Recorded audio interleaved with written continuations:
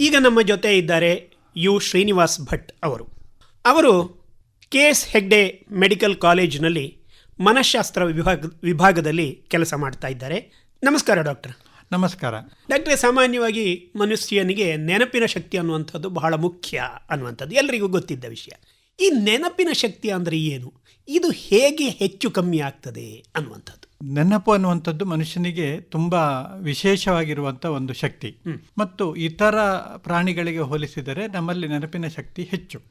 ಅದನ್ನು ಸದುಪಯೋಗ ಮಾಡಿಕೊಂಡರೆ ಅದರಿಂದ ನಾವು ತುಂಬ ಅದರಲ್ಲಿ ಫಲಕಾರಿಯಾದ ಉತ್ತಮ ಸಂಬಂಧಗಳನ್ನು ಹೊಂದಿಕೊಳ್ಳಿಕ್ಕಾಗ್ತದೆ, ಉಪಯೋಗವನ್ನು ಪಡೆದುಕೊಳ್ಳಿಕ್ಕಾಗ್ತದೆ. ಈ ನೆನಪನ್ನು ನಾವು ಯೋಚನೆ ಮಾಡಿದರೆ ಒಬ್ಬನಿಗೆ ಮೆದುಳು ಏನು ಸಣ್ಣಗಿನಲ್ಲಿ ಭ್ರೂಣಾವಸ್ಥೆಯಿಂದ ಬೆಳೀತಾ ಬಂದಿರ್ತದೋ ಆ ಮೆದುಳಿನ ಬೆಳವಣಿಗೆಯಲ್ಲೇ ಒಬ್ಬ ನೆನಪಿನ ಶಕ್ತಿ ಅನ್ನುವಂಥದ್ದು ನಿರ್ಧರಿತ ಆಗ್ತದೆ. ಆದರೆ ನೆನಪನ್ನು ಆ ನರ ಕೋಶಗಳು ಏನು ಆಗಿರ್ತದೋ ಅದು ಮುಂದಕ್ಕೆ ಬೆಳವಣಿಗೆ ಆಗಿಬಿಟ್ಟು ಸಾಧಾರಣ ಒಂದು ಹುಟ್ಟಿನ ಸಮಯದಲ್ಲಿ ಆಗುವಾಗ ಒಬ್ಬನಿಗೆ ಇಷ್ಟು ನೆನಪಿನ ಶಕ್ತಿ ಅನ್ನುವಂಥದ್ದೊಂದು ನಿರ್ಧರಿತ ಆಗಿರ್ತದೆ. ಅದನ್ನು ನಾವು ಬೆಳೆಸ್ಕೊಳ್ಳುವಂಥದ್ದು, ಸದುಪಯೋಗಪಡಿಸುವಂಥದ್ರ ಮೇಲೆ ನಮ್ಮ ನೆನಪಿನ ಶಕ್ತಿಯನ್ನು ನಾವು ಹೇಳುವಂಥದ್ದು, ನೆನಪಿನ ಭಂಡಾರವನ್ನು ಹೇಳುವಂಥದ್ದು. ಬೇರೆ ಬೇರೆ ಟೆಕ್ನಿಕ್ಗಳನ್ನು ಯೂಸ್ ಮಾಡಿಕೊಂಡು, ಯುಕ್ತಿಗಳನ್ನು ಯೂಸ್ ಮಾಡಿಕೊಂಡು ಆ ನೆನಪಿನ ಭಂಡಾರವನ್ನು ತುಂಬ ಚೆನ್ನಾಗಿ ಉಳಿಸ್ಕೊಳ್ಬೋದು, ಬೆಳೆಸ್ಕೊಳ್ಬೋದು ಮತ್ತು ಅದನ್ನು ಆ ಕಾಲಕ್ಕೆ ಬೇಕಾಗಿ ಅದನ್ನು ಉಪಯೋಗ ತರಿಸ್ಕೊಳ್ಬೋದು. ಒಬ್ಬನ ನೆನಪಿನ ಭಂಡಾರದ ಎಷ್ಟು ಅಂಶವನ್ನು ಸಂಪೂರ್ಣವಾಗಿ ಅಂತೂ ಆ ಮನುಷ್ಯ ಉಪಯೋಗ ಮಾಡಿಕೊಳ್ಳೋದಿಲ್ಲ ಬೇರೆ ಬೇರೆ ಕಾರಣದಿಂದ. ಅದರಿಂದ ಹುಟ್ಟಿದಾಗ ನಮ್ಮ ನೆನಪಿನ ಶಕ್ತಿ ಇಷ್ಟು ಅಂಥೇಳಿ ನಿರೂಪಿತವಾಗಿದೆ ಅನ್ನೋದರ ಮೇಲೆ ಅವನು ಭಯ ಪಡಬೇಕಾದ್ದು ಅಥವಾ ಬೇಜಾರು ಪಡಬೇಕಾದದ್ದಿಲ್ಲ. ಯಾಕೆಂದರೆ ಆ ನೆನಪಿನ ಭಂಡಾರ ಏನಿದೆಯೋ ಅದನ್ನು ಸದುಪಯೋಗ ಮಾಡಿಕೊಂಡ್ರೆ ನಮ್ಮ ಜೀವಮಾನ ಕಾಲಕ್ಕೆ ನಮ್ಮ ಸಾಧನೆಗಳನ್ನು ಮಾಡಿಕೊಳ್ಳಿಕ್ಕೆ ಏನು ತೊಂದರೆ ಆಗುವುದಿಲ್ಲ. ಈಗ ಈ ನೆನಪಿನ ಜೊತೆಗೆ ಇನ್ನೊಂದು ಬರುವಂಥದ್ದು ಮರೆವು ಅಂತ. ಈ ಮರೆವು ಅನ್ನುವಂಥದ್ದು ಅದು ಕೂಡ ನಮ್ಮ ಹುಟ್ಟಿನಿಂದಲೇ ಬರ್ತದೋ ಅಥವಾ ಅದು ಒಂದು ಕಾಯಿಲೆಯೋ, ಅದು ಒಂದು ಬೇರೆ ಥರದ ಒಂದು ತೊಂದರೆಗಳ ಹೇಗೆ ಅನ್ನುವಂಥದ್ದು? ನಾವು ನೆನಪು ಅಂತೇಳಿ ಹೇಳಿದಾಗ ಅದು ಯಾವ ರೀತಿಯಲ್ಲಿ ನೆನಪುಗಳು ಹೋಗಿ ತಮ್ಮ ನೆನಪಿನ ಭಂಡಾರದಲ್ಲಿ ಸೇರಿಕೊಳ್ತದೆ ಅನ್ನೋದ್ರ ಮೇಲೆ ನಾವು ಲೆಕ್ಕ ಹಾಕ್ಲಿಕ್ಕೆ ಆಗ್ತದೆ. ಮೊದಲ ಹಂತದಲ್ಲಿ ನಾವು ಗಮನ ಕೊಟ್ಟು ಕೇಳಬೇಕು ಅಥವಾ ನೋಡಬೇಕು ಅಥವಾ ನಮ್ಮ ಪಂಚೇಂದ್ರಿಯಗಳಲ್ಲಿ ನಾವು ಅದನ್ನು ಪರ್ಸೀವ್ ಮಾಡಬೇಕು. ಅದು ಮಾಡಿದಾಗ ಅದನ್ನು ನಾವು ರಿಜಿಸ್ಟ್ರೇಷನ್ ಅಂತ ಹೇಳ್ತೀವಿ. ಅದು ನೋಂದಣಿ ಆಗ್ತದೆ ಮೆದುಳಿನಲ್ಲಿ. ನೋಂದಣಿ ಆದಮೇಲೆ ಅದು ಸ್ಟೋರ್ ಹೌಸಿಗೆ ಹೋಗ್ತದೆ, ಅಂದರೆ ನಮ್ಮ ಭಂಡಾರಕ್ಕೆ ಸೇರಿಕೊಳ್ತದೆ. ಮತ್ತೆ ನಮಗೆ ಬೇಕಾದಾಗ ಅದನ್ನು ನಾವು ಪುನಃ ರಿಕಾಲ್ ಮಾಡಿಕೊಳ್ತೀವಿ, ಪುನಃಸ್ಮರಣೆಗೆ ನಾವು ತರಿಸ್ಕೊಳ್ತೀವಿ. ಈ 3 ವಿಭಾಗಗಳಿದೆಯಲ್ಲ, ಇದನ್ನು ಸರಿಯಾಗಿ ನಿರ್ವಹಿಸ್ಕೊಂಡು ಹೋದರೆ, ನಿರ್ವಹಣೆ ಆದರೆ ನಮ್ಮ ನೆನಪು ಅನ್ನುವಂಥದ್ದು ತುಂಬ ಚೆನ್ನಾಗಿರ್ತದೆ. ನಾವು ಯಾವ ಸಂದರ್ಭದಲ್ಲಿ ಅದನ್ನು ಯಾವುದೋ ಒಂದು ವಿಷಯದಲ್ಲಿ ಸಮಸ್ಯೆ ಆಯಿತು ಅಂತ ಹೇಳಿದರೆ ಅವುಗಳು ಸರಿಯಾಗಿ ನೆನಪಿಗೆ ಬರುವುದಿಲ್ಲ. ಮೊದಲಾಗಿ ಹೇಳುವಂಥದ್ದು ರಿಜಿಸ್ಟ್ರೇಷನ್. ನಾವು ಏನು ಅಲ್ಲಿ ನೋಂದಣಿ ಆಗಬೇಕು ನೆನಪು ಅನ್ನುವಂಥದ್ದನ್ನು ಸರಿಯಾಗಿ ಮಾಡಲಿಕ್ಕೆ ಆಗಲಿಲ್ಲ ಅಂತ ಹೇಳಿದರೆ ಆಗ ಅದು ಸ್ಟೋರ್ ಹೌಸಿಗೆ ಹೋಗೋದಿಲ್ಲ, ಅಲ್ಲಿಂದ ರಿಕಾಲ್ ಮಾಡಲಿಕ್ಕೆ ಅಲ್ಲಿ ಏನಿಲ್ಲ, ಅಲ್ಲಿ ಹೋಗಿ ಕೂತುಂಡೇ ಇಲ್ಲ. ಇದಕ್ಕೆ ಪ್ರಥಮ ಉದಾಹರಣೆ ಅಂತ ಹೇಳಿದರೆ ನಮ್ಮ ಮಕ್ಕಳ ಪಾಠ ಕಲಿಯುವಿಕೆ ಕ್ರಮ. ಮಕ್ಕಳು ಏಕಾಗ್ರ ಚಿತ್ತದಿಂದ ಅದನ್ನು ಕೇಳ್ತಾ ಇದ್ದರೆ, ಒಂದೇ ಮನಸ್ಸಿನಿಂದ ಯಾವುದನ್ನಾದರೂ ಸರಿಯಾಗಿ ಗಮನ ಇಟ್ಟು ಅದನ್ನು ಕೇಳ್ತಾ ಇದ್ದರೆ, ನೋಡ್ತಾ ಇದ್ದರೆ ಅಥವಾ ಅದನ್ನು ಬರಿತಾ ಇದ್ದರೆ ಆಗ ಅದು ಸರಿಯಾಗಿ ರಿಜಿಸ್ಟ್ರೇಷನ್ ಆಗಿರ್ತದೆ, ಅಂದರೆ ನೋಂದಣಿ ಆಗಿರ್ತದೆ. ಆ ನೋಂದಣಿ ಆಗಿರುವಂಥದ್ದು ಚೆನ್ನಾಗಿ ಅದನ್ನು ಮನನ ಮಾಡಿಕೊಂಡು ಅದನ್ನು ಪುನರ್ವಿಮರ್ಶನೆ ಮಾಡಿಕೊಂಡು ಸರಿಯಾಗಿ ನಿದ್ರೆ ಮಾಡಿಕೊಂಡು ಅದನ್ನು ಇಟ್ಟುಕೊಂಡ್ರೆ ಅದು ಸ್ಟೋರ್ ಹೌಸಲ್ಲಿ ಚೆನ್ನಾಗಿ ಹೋಗಿ ಕೂತ್ಕೊಳ್ತದೆ. ಆಗ ನಿಮಗೆ ಪರೀಕ್ಷೆಯ ಸಮಯದಲ್ಲಿ ನಿಮಗೆ ಬೇಕಾದ ಕ್ವಶನ್ಗಳು ಬಂದಾಗ ಬೇಕಾದ ರೀತಿಯಲ್ಲಿ ಹೆಕ್ಕಿ ಅದು ಹೊರಗೆ ಬರ್ತದೆ. ಒಂದು ವೇಳೆ ಏಕಾಗ್ರತೆ ಇಲ್ಲ, ಅದನ್ನು 2-3 ಚಟುವಟಿಕೆಗಳನ್ನು ಒಟ್ಟಿಗೆ ಮಾಡುವಂಥದ್ದು ಅಥವಾ ಶಾಲೆಯಲ್ಲಿ ಪಾಠ ಕೇಳುವಾಗಲಿ ಅಥವಾ ಹೋಮ್ವರ್ಕ್ ಮಾಡುವಾಗಲಿ ಗಮನ ಬೇರೆ ಬೇರೆ ಕಡೆ ಹೊಡಿತಾ ಇದೆ ಅಂತ ಹೇಳಿದರೆ ರಿಜಿಸ್ಟ್ರೇಷನ್ ಆಗಿರುವುದಿಲ್ಲ. ರಿಜಿಸ್ಟ್ರೇಷನ್ ಆಗದೆ ಇದ್ದರೆ ಸ್ಟೋರ್ ಹೌಸಿಗೆ ಹೋಗೋದಿಲ್ಲ, ರಿಕಾಲ್ ಆಗೋದಿಲ್ಲ. ಸೊ ನೆನಪಿನ ಈ ಮೊದಲ ಹಂತದಲ್ಲೇ ಅವನಿಗೆ ಸಮಸ್ಯೆ ಆಗಿರ್ತದೆ. ಅದು ಸರಿ. ಈಗ ಈ ಥರ ರಿಜಿಸ್ಟ್ರೇಷನ್ ನಾವು ಆಗಬೇಕಿದ್ರೆ ಬೇರೆ ಏನಾದರೂ ಕೂಡ ಕಾರಣಗಳಿರ್ತದೋ ಅಂತ ಹೇಳಿದರೆ, ಗಮನ ಅಲ್ಲದೆ ಅವನ ಆಸಕ್ತಿಯೋ ಇಂಥದ್ದೇನಾದರೂ ಕಾರಣಗಳು ಬೇರೆ ಬೇರೆ ಇರ್ತವೋ? ಅದು ನಾವು ಯಾವ ವಿಷಯದಲ್ಲಿ ಗಮನ ಕೊಡ್ತೀವಿ ಅನ್ನುವಂಥದ್ದು ಬೇರೆ ಬೇರೆ ವಿಷಯಗಳ ಮೇಲೆ ನಿರ್ಧರಿತ ಆಗಿರ್ತದೆ. ಒಬ್ಬ ವಿದ್ಯಾರ್ಥಿಗಾಗಲಿ ಒಬ್ಬ ವ್ಯಕ್ತಿಗೆ ಯಾವುದೇ ವಿಷಯವನ್ನು ಗಮನ ಬರಬೇಕು ಅಂತ ಹೇಳಿ ಆದರೆ ಅವನ ಇಷ್ಟದ ವಿಷಯ ಆಗಿರಬೇಕು, ಅದು ನಿಜ ಜೀವನದಲ್ಲಿ ಅವನಿಗೆ ಉಪಯೋಗಕ್ಕೆ ಬರುವಂಥದ್ದಾಗಿರಬೇಕು, ಅಥವಾ ಮುಂದಕ್ಕೆ ಅವನಿಗೆ ನನಗೆ ಇದು ಬೇಕು ಅಂದರೆ ಯಾವ ಉದ್ದೇಶಕ್ಕೋಸ್ಕರ ನಾನು ಕಲಿತಾ ಇದ್ದೀನಿ ಅಂತೇಳಿ ಅವನು ನಿರ್ಧರಿಸಿ ಬಂದು ಅದನ್ನು ಕೇಳುವಂಥವನಾಗಿರಬೇಕು. ಮತ್ತು ಅವನ ಏನು ಮನಸ್ಸಿನಲ್ಲಿ ಉಳಿದ ಟೆನ್ಷನ್ಗಳು ಸ್ಟ್ರೆಸ್ ಅಂತಲೇ ಹೇಳ್ತೀವಿ, ಇದು ಕಡಿಮೆ ಇರಬೇಕು. ಯಾಕಂದರೆ ಅದು ಇದ್ದರೆ ನಾವು ಗಮನ ಕೊಡಲಿಕ್ಕೆ ಆಗೋದಿಲ್ಲ. ಅದು ನಮ್ಮ ಮಧ್ಯದಲ್ಲಿ ಒಳಗೆ ಬರ್ತಾ ಇರ್ತದೆ, ಯೋಚನಾ ಲಹರಿಯ ಒಳಗಡೆ ಅದು ನುಗ್ತಾ ಇರ್ತದೆ. ಆಗ ಗಮನ ಹೆಚ್ಚು ಕೊಡಲಿಕ್ಕೆ ಆಗೋದಿಲ್ಲ. ಪ್ರಶಾಂತವಾದ ವಾತಾವರಣ ಬೇಕು. ಯಾಕಂದರೆ ಹೊರಗಿಂದ ತುಂಬ ಗಲಾಟೆಗಳು ನಡೀತಾ ಇದ್ದರೆ ನಮಗೆ ಗಮನ ಕೊಡಲಿಕ್ಕೆ ಆಗೋದಿಲ್ಲ. ನಾಲ್ಕನೇದಾಗಿ ಆ ಹೇಳುವಂಥ ವ್ಯಕ್ತಿ ಅದನ್ನು ವಿವರಿಸುವಂಥದ್ದು, ಅದನ್ನು ಹೇಳುವಂಥ ರೀತಿ ಆಸಕ್ತಿದಾಯಕವಾಗಿರಬೇಕು. ಅಂದರೆ ವಾತಾವರಣ ಚೆನ್ನಾಗಿರಬೇಕು, ನಾವು ಕಲಿಯುವವನಲ್ಲಿ ಆಸಕ್ತಿ ಇರಬೇಕು, ಮತ್ತು ಕಲಿಸುವವನು ಚೆನ್ನಾಗಿರಬೇಕು. ಇದು ಮೂರು ಚೆನ್ನಾಗಿದ್ದರೆ ಅವನ ಗಮನ ಏಕಾಗ್ರತೆ ಅನ್ನುವಂಥದ್ದು ತುಂಬ ಚೆನ್ನಾಗಿರ್ತದೆ. ಅದು ಅವನಿಗೆ ಮುಂದಕ್ಕೆ ಮೆಮೊರಿಯಾಗಿ ಫಾರ್ಮೇಷನ್ ಆಗುವಂಥದ್ದು, ನೆನಪಾಗಿ ಪರಿವರ್ತನೆ ಆಗುವಂಥದ್ದು ತುಂಬ ಚೆನ್ನಾಗಿ ಆಗ್ತದೆ. ಈಗ ಈ ಮರೆವು ಅನ್ನುವಂಥದ್ದು ಎಲ್ಲರಿಗೂ ಇರುವಂಥದ್ದೇ. ಯಾಕಂದರೆ ನಾವು ಯಾರೂ ಕೂಡ ದಿನನಿತ್ಯದಲ್ಲಿ ಮಾಡುವ ಎಲ್ಲ ಕೆಲಸಗಳನ್ನು ನೆನಪಿಟ್ಟುಕೊಳ್ಳಿಕ್ಕೆ ಸಾಧ್ಯ ಇಲ್ಲ. ಮರೆವೇ ಕೆಲವು ಸಲ ಹೊರ ಆಗಿರ್ಬೋದು. ಆದರೆ ಈ ಮರೆವು ಅನ್ನುವಂಥದ್ದು ಒಂದು ಕಾಯಿಲೆ ಆಗ್ತದಾ, ಹೇಗೆ? ಮರೆವು ಅನ್ನುವಂಥದ್ದು ಕಾಯಿಲೆ ಆಗುವುದು ಹೌದು. ನೀವು ಹೇಳಿದ ಹಾಗೆ ದಿನನಿತ್ಯದ ಎಲ್ಲ ಕೆಲಸಗಳನ್ನು ನಾವು ನೆನಪಿಟ್ಟುಕೊಳ್ಳುವಂಥ ಅವಶ್ಯಕತೆ ಬರುವುದೂ ಇಲ್ಲ, ಅಗತ್ಯವೂ ಇಲ್ಲ. ಯಾಕಂದರೆ ಅದು ಹೆಚ್ಚು ಆಗ್ಬೋದು ನಮಗೆ. ಸೊ ದಿನನಿತ್ಯದ ಕೆಲಸದಲ್ಲಿ ಯಾವುದು ನಮಗೆ ಇಂಪಾರ್ಟೆಂಟು, ನಮಗೆ ಅವತ್ತಿಗೆ ಯಾವುದು ಅವಶ್ಯಕತೆ ಅನ್ನುವಂಥದ್ದು ನಾವು ಹೆಚ್ಚಿ ನೆನಪಿಟ್ಟುಕೊಳ್ತೀವಿ. ಅದಕ್ಕೋಸ್ಕರ ನಮ್ಮದೇ ಆದ ಕೆಲವು ಯುಕ್ತಿಗಳನ್ನು ಯೂಸ್ ಮಾಡ್ತೇವೆ. ಲಿಸ್ಟಿಂಗ್ ಮಾಡಿಕೊಳ್ಳುವಂಥದ್ದು, ಪ್ರಿಯಾರಿಟೈಸ್ ಮಾಡಿಕೊಳ್ಳುವಂಥದ್ದು. ಅಂದರೆ ನಾವೇ ಒಂದು ಇವತ್ತಿನ ದಿನ ಇನ್ನೇನು ಕೆಲಸಗಳಾಗಬೇಕು, ಅಥವಾ ಏನಾದರೂ ಮನೆಯಿಂದ ಹೊರಡುವಾಗಲೇ ಇವತ್ತಿನ ಕೆಲಸ ಕಾರ್ಯಗಳಲ್ಲಿ ಇದು ಮಾಡಬೇಕು ಅನ್ನುವಂಥದ್ದನ್ನು ನಾವು ಹೈಲೈಟ್ ಮಾಡಿಕೊಂಡು ಅದನ್ನು 2 ಸರಿ ಮನನ ಮಾಡ್ಕೊಂಡು ಇಟ್ಕೊಂಡಿರ್ತೀವಿ. ಆದರೆ ಕೆಲವರಿಗೆ ಸಮಸ್ಯೆ ಏನಾಗ್ತದೆ ಅಂಥೇಳಿ ನೆನಪು ಬರದೇ ಇರುವಂಥದ್ದು, ಬೇರೆ ಬೇರೆ ಕಾರಣಕ್ಕೆ ಇದು ಬರದೇ ಇರುವಂಥದ್ದು. ಹೆಚ್ಚಾಗಿ ನಾವು ನೆನಪಿನ ಸಮಸ್ಯೆ ಹೇಳುವಂಥದ್ದು, ನಾವು ಪ್ರಾಯ ಕಳೆದಾಗ ಡಿಮೆನ್ಷಿಯಾ ಅಂತೇಳಿ ಮೆದುಳಿನ ಶಕ್ತಿ ಕಡಿಮೆ ಆಗಿ ಮೆಮೊರಿ ಏನು ಫಾರ್ಮೇಷನ್ ಆಗಿದೆ, ನೆನಪಿನ ಭಂಡಾರ, ನಾವು ಅದನ್ನು ನೆನಪನ್ನು ಸ್ಟೋರ್ ಮಾಡುವಂಥ ಒಂದು ಮೆದುಳಿನ ಭಾಗದಲ್ಲಿಯೇ ಕಾಯಿಲೆ ಬಂದು ಮೆದುಳಿನ ನರಗಳ ಸಂಖ್ಯೆ ಕಡಿಮೆ ಆಗಿಬಿಟ್ಟು ಅದರಿಂದಾಗಿ ಮೆದುಳು ಶ್ರಿಂಕ್ ಆದಾಗ ನೆನಪು ಕಡಿಮೆ ಆಗುವಂಥದ್ದು ಬಹುಮುಖ್ಯವಾಗಿ ಕಾಣುವಂಥದ್ದು 65ರ ನಂತರ ಇರ್ತದೆ. 80ಕ್ಕೆ ಹೋದಾಗ ತುಂಬ ಇರ್ತದೆ. ಅಂದರೆ ಪ್ರತಿ 4-5 ವ್ಯಕ್ತಿಗಳಲ್ಲಿ ಒಬ್ಬನಿಗೆ ಈ ನೆನಪಿನ ಶಕ್ತಿ ಕಡಿಮೆ ಆಗ್ತದೆ. ಇದು ಒಂದು ಥರದ್ದಾದರೆ, ಇನ್ನೊಂದು ಈ ಮಧ್ಯವಯಸ್ಕನಲ್ಲಿ ಯೂಶ್ವಲಿ ಕಾಣುವಂಥದ್ದು, ನನಗೆ ಈಗೆಲ್ಲ ಮರೆತು ಹೋಗ್ತದೆ ಅಂತೇಳಿ. ಇದಕ್ಕೆ ಹೆಚ್ಚಿನ ಕಾರಣ ಏನು ಅಂತ ಹೇಳಿದರೆ ಸ್ಟ್ರೆಸ್. ಇದಕ್ಕೆ ನಾವು ಹೇಳುವಂಥದ್ದು ಸೂಡೋ ಡಿಮೆನ್ಷಿಯಾ ಅಂತೇಳಿ. ಮರೆವು ಅನ್ನುವಂಥದ್ದು ರಿಯಲಿ ಅವನಿಗೆ ಮರೆವಿನ ಕಾಯಿಲೆ ಇರೋದಿಲ್ಲ, ಅದರ ಒಂದು ತಪ್ಪು ಕಲ್ಪನೆ ಬಂದಿರ್ತದೆ. ಇವರುಗಳು ಬಂದು ಹೇಳುವುದೇ ಹಾಗೆ, ನನಗೆ ನೆನಪು ಬರ್ತಾ ಇಲ್ಲ, ಈಗೀಗ ಎಲ್ಲ ಮರೆತು ಬಿಡ್ತಾ ಇದ್ದೀನಿ, ನಾನು ಗ್ಯಾಸ್ ಆನ್ ಮಾಡಿ ಇಟ್ಟಿದ್ದೇನೆ, ಅದನ್ನು ಆಫ್ ಮಾಡಲಿಕ್ಕೆ ಗೊತ್ತಿಲ್ಲ, ಒಳಗಡೆ ಏನೋ ಕೆಲಸ ಮಾಡ್ತಾ ಇರ್ತೀನಿ, ಹೊರಗೆ ಏನು ನಡೆದಿದೆ ಅಂತೇಳಿ ಗೊತ್ತಿಲ್ಲ, ನಾನು ಆಫೀಸಲ್ಲಿ ಹೋಗಿ ಏನೋ 4-5 ಪಟ್ಟಿ ಮಾಡ್ಕೊಂಡು ಹೋಗ್ತೀನಿ, ಅದರಲ್ಲಿ 2 ನೆನಪಿರುವುದಿಲ್ಲ, ಇವುಗಳನ್ನು ಹೇಳುವಂಥದ್ದು. ಇದಕ್ಕೆ ಮೊದಲಾದ ಕಾರಣಗಳೇನು ಅಂತೇಳಿದರೆ ಸ್ಟ್ರೆಸ್, ಒತ್ತಡ.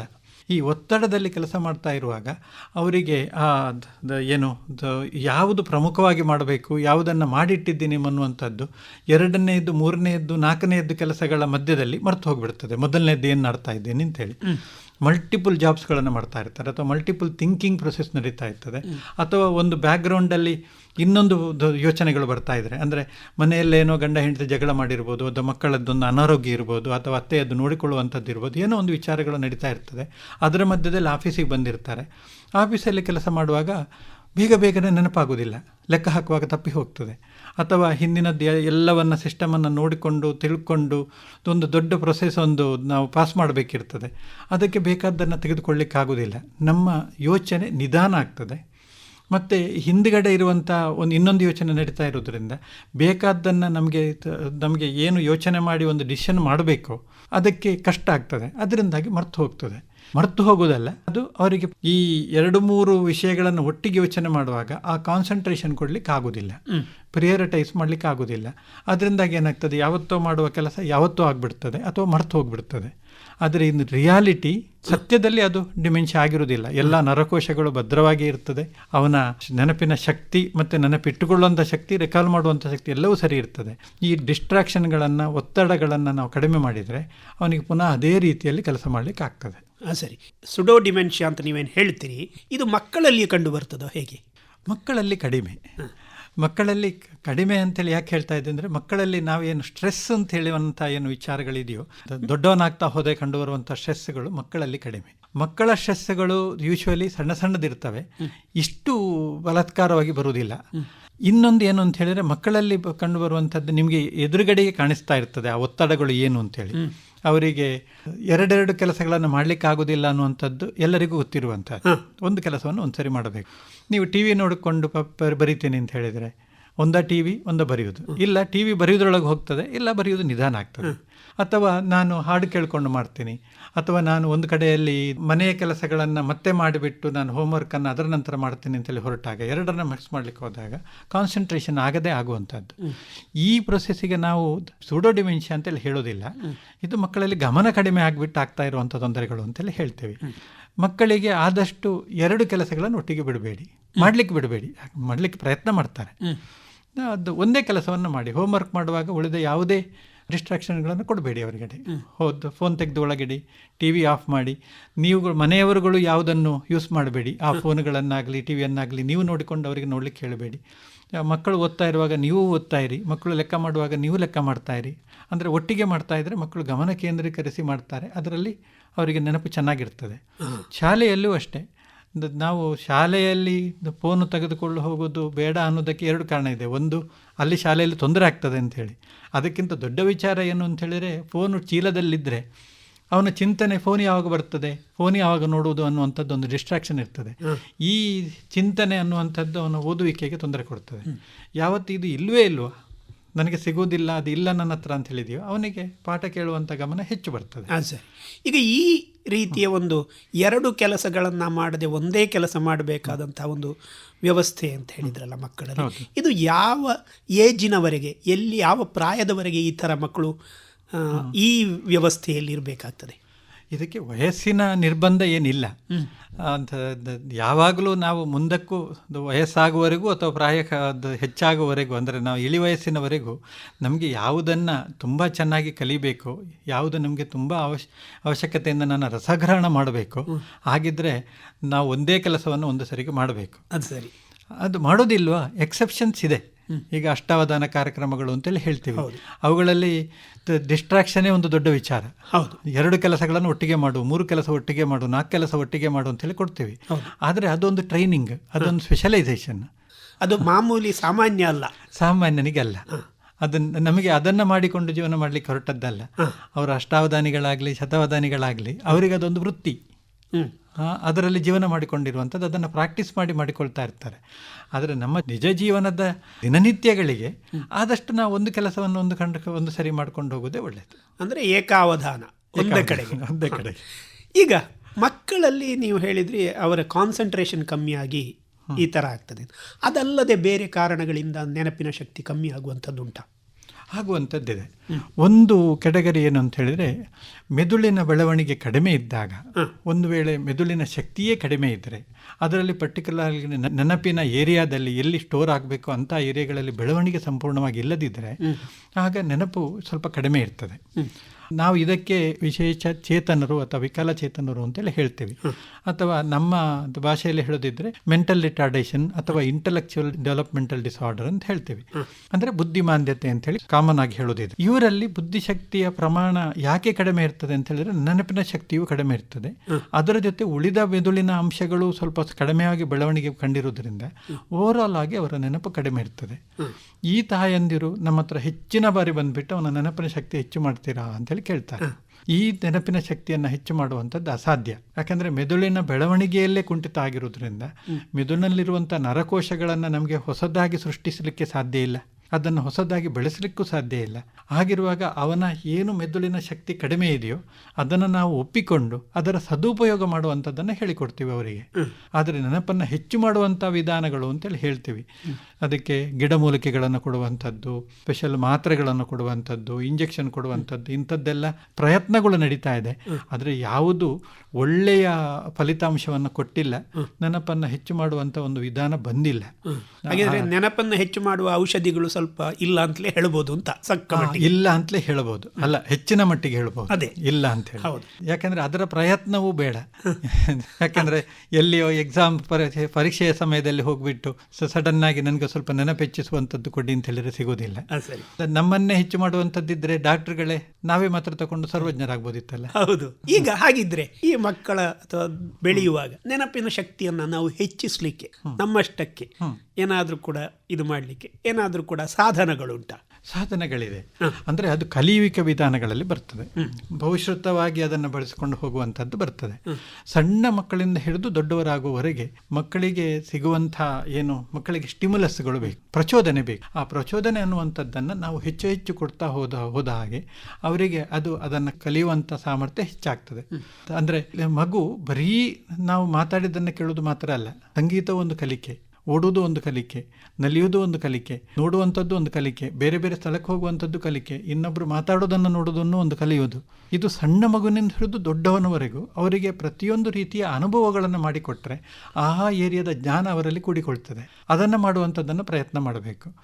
ಅದನ್ನು ಬಿಟ್ಟು ಬರೀ 3 ವರ್ಷದ ಮಗುವಿಗೆ 4ನೇ ವರ್ಷದ ಮಗುವಿಗೆ ನಾನು ABCD ಕಲಿಸ್ತೀನಿ, ಕಲಿಸ್ತೀನಿ, ಅವರು ಮಗ್ಗಿ ಕಲಿಸಲಿ, ಅವರು ಟೇಬಲ್ ಕಲಿಸಲಿ ಅಂತೇಳಿ ಕೂತ್ಕೊಂಡ್ರೆ ಮಗುವಿನ ಆ ಸಂಪೂರ್ಣ ಸಾಮರ್ಥ್ಯವನ್ನು ಸಂಕುಚಿತಗೊಳಿಸಿದ ಹಾಗೆ ಆಗ್ತದೆ, ಅಥವಾ ಒಂದೇ ಏರಿಯಾದಲ್ಲಿ ಡೆವಲಪ್ ಮಾಡಿದಾಗ ಆಗ್ತದೆ. ಮಗುವಿನ ಸರ್ವತೋಮುಖ ಬೆಳವಣಿಗೆಗೆ ಅವನಿಗೆ ಪಠ್ಯ ಮತ್ತು ಪಠ್ಯೇತರ, ಮತ್ತೆ ಸ್ಪರ್ಶಜ್ಞಾನ, ಕಲರ್ಗಳು, ಸಂಗೀತ ಜ್ಞಾನ, ತಾಳಜ್ಞಾನ, ಇವುಗಳೂ ಹೌದು.